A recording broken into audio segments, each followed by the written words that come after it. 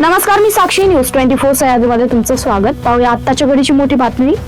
महाराष्ट्रात सध्या थंडीची लाट तीव्र होत असून IMD ने पुढील 48 तासांसाठी विशेष अलर्ट जारी केला.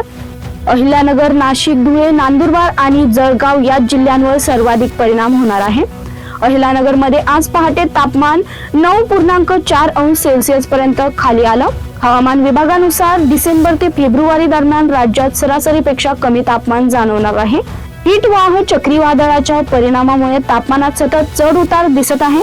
यामुळे राज्यभरात गुलाबी थंडीपासून कडाक्याच्या थंडीपर्यंत सर्व अनुभव नागरिकांनी घेतलात. अशा परिस्थितीत ज्येष्ठ नागरिक, लहान मुले आणि आरोग्य दृष्ट्या कमजोर व्यक्तींनी विशेष काळजी घेणे आवश्यक आहे.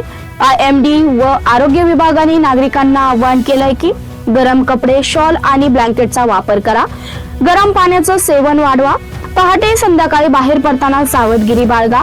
सर्दी खोकला सुरू झाल्यास त्वरित तपासणी करा.